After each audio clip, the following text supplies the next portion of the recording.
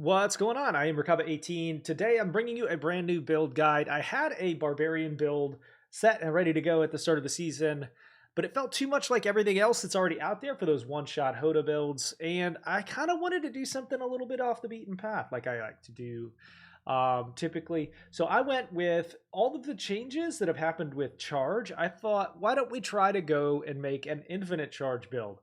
And this one is a lot of fun. It took a little bit of work to get it to where I want it, but we're going to walk through the talent tree, the Paragon board, all of your gear choices. We're even going to talk about the Seneschal now that we've had some experience with it in the season.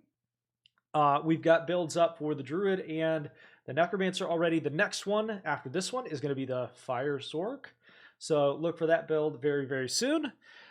We are also live streaming this game all the way through the season over on Twitch and TikTok, so I hope to see you over there. Make sure to hit that sub button if you haven't already. Let's dive in. Okay, so we're going to go Lunging Strike all the way to Battle. Lunging Strike for 4% bleed over 5 seconds. That's also going to give us a little bit of heal. This is going to be 5 out of 5. We're going to come down here and we're going to use as our core skill the Rend build. Now, the new Rend ring is going to be super central to this, and we'll talk about that in a second. Cleave enemies in front of you, dealing damage and inflicting bleed damage over time. So this is going to hit everything in front of you. So it's essentially like an AoE bleed cleave. We're going to go Enhanced and then Violent, because we're going to try to make everything vulnerable, and it's going to do additional damage to vulnerable enemies. We're going to go down here to Ground Stop, and we're going to go 1 out of 5 here, all the way up to Enhanced, and then Strategic for the cooldown reduction on our alt. Cooldown reduction is going to be one of the more important stats. We'll talk more about that here in a second. We're going to skip the 2 shouts here.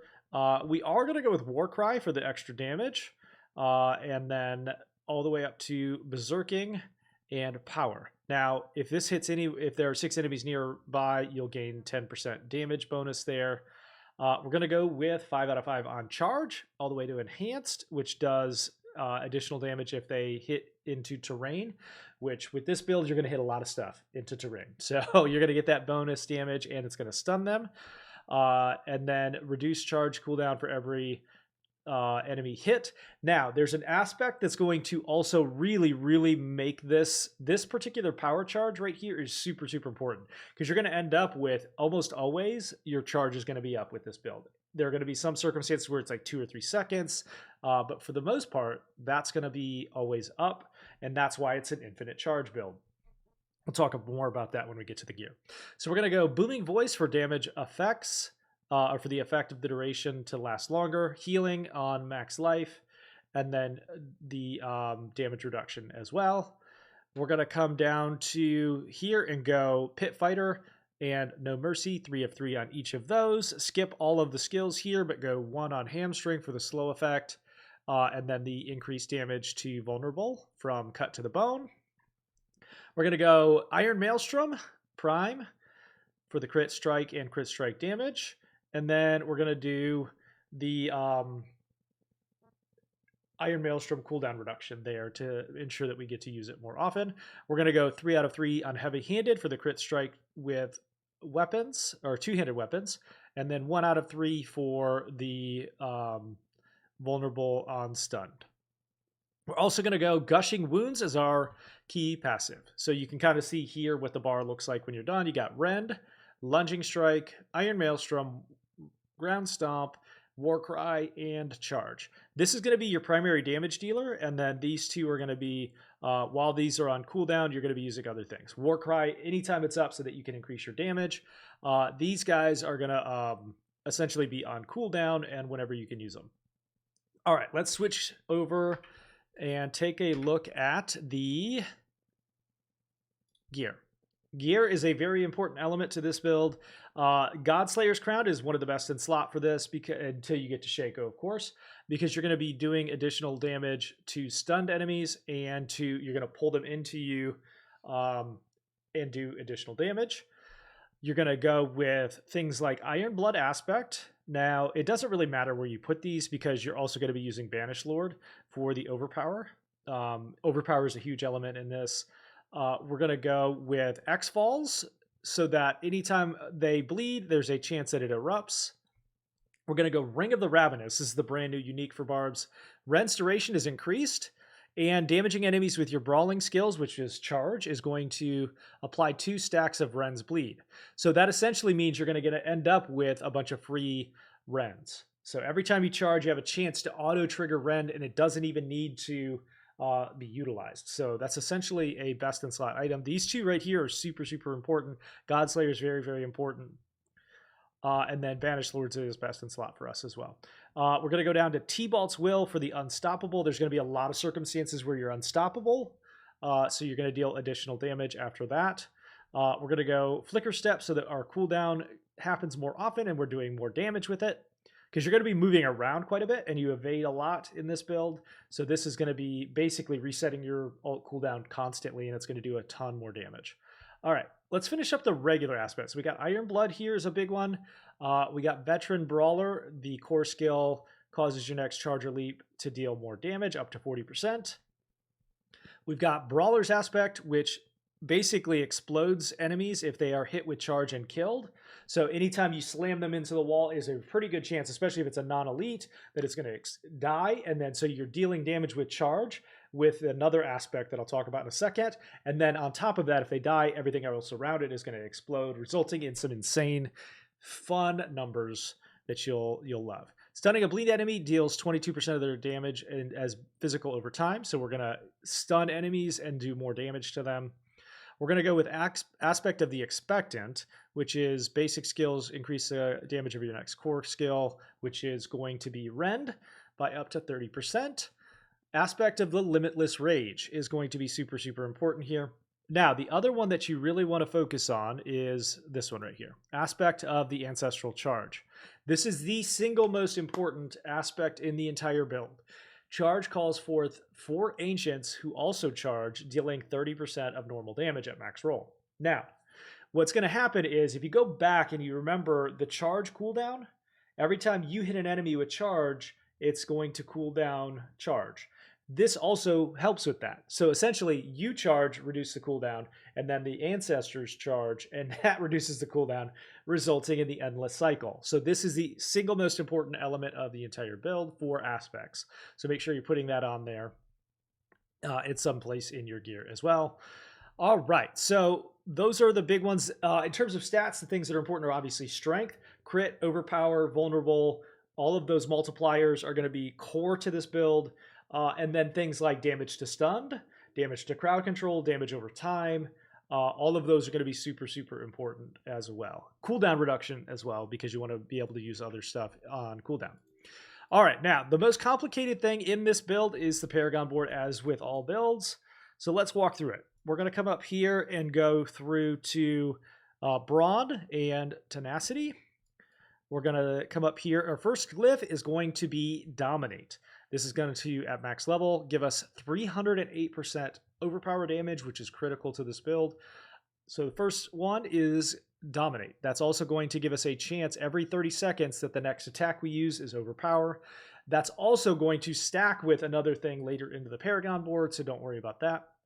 We're going to skip this glyph right here, or this rare node for the strength and armor. We don't really need it. We are going to grab these overpower damage. Just make sure you grab all the overpower willpower within range. We are going to grab the physical and the rare node here. Come up and do our second Paragon board, which is Hemorrhage. So we work our way over. We do damage over time with this. Get Lacerator. We're going to come up here to Hemorrhage, which will increase our bleed damage by 15% of your vulnerable damage bonus. So it's just a stackable multiplicative damage there. We're going to skip the Fleeting and the Poison Conditioned, because we're going to get that on our gear, and it's too expensive to get over to it. We want to use those points elsewhere. So then we'll come up to Flare, which will give us damage over time and damage to bleeding enemies. Come up and grab our second glyph, which is going to be Wrath. Now this one is going to give you 115% crit strike damage, and every time you crit, you're going to generate more fury. More fury means you get to use Rend and other abilities more often, and the crit strike damage is going to be that multiplicative, like huge boost to your damage. Grab all the dexterity you can in range. We will also grab Grit, skip the Paragon Willpower here. Damage reduction from bleeding. We'll also come up here to Butcher and grab that damage over time and strength. Grab all of those around it. Then we're going to come up to our third board. You'll notice we skipped a couple of them here because we need to spend these points in this board. All right, third board is going to be Decimator. Decimator is each time you deal damage to you make an enemy vulnerable, which is going to be almost everything. Your damage is increased by 10% for 5 seconds.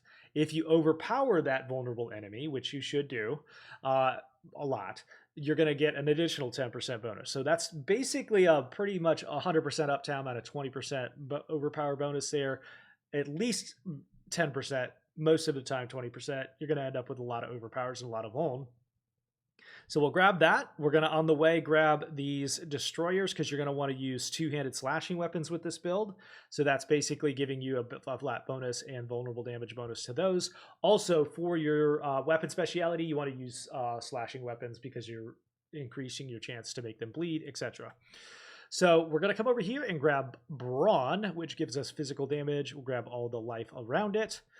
Come up here to our third Paragon glyph, which will be Disembowel. Now, I went back and forth between Blood Feeder and Disembowel here.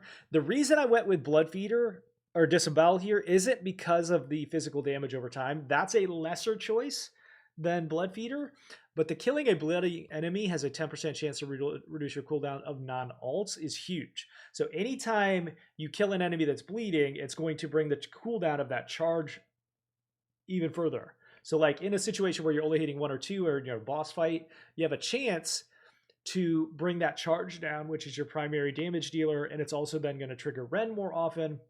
So that cooldown reduction trigger was just a little bit better than everything else. So we're going to go ahead and go with Disembowel in this build. I can understand if you went with Blood Feeder here, that is a valid choice. It's overall going to be a much better damage multiplicator, but in this case, I think I made the right choice with Disembowel there. We're going to come over to Arrogance and to Demolish, skip the Dexterity here, grab the Willpower, and then everything around it. For this one, we are going to skip these potions and max life because it's too expensive to get down to them, but we are going to grab Pillage and Brawn. Then we'll come over to our fourth and final board, and the reason that we didn't spend any points getting over to the other ones is we want to come over to Bonebreaker. Now, if you remember back to the early parts of the Paragon board, essentially, this one allows you to get a guaranteed overpower every 30 seconds. This is also going to give you a guaranteed overpower every 12 seconds. Those two things kind of work in sync, and it's very, very important to have both of them. Now, we're going to come down here to our fourth and final glyph, which will be Territorial, a flat 97% increase to all enemies that are close to you.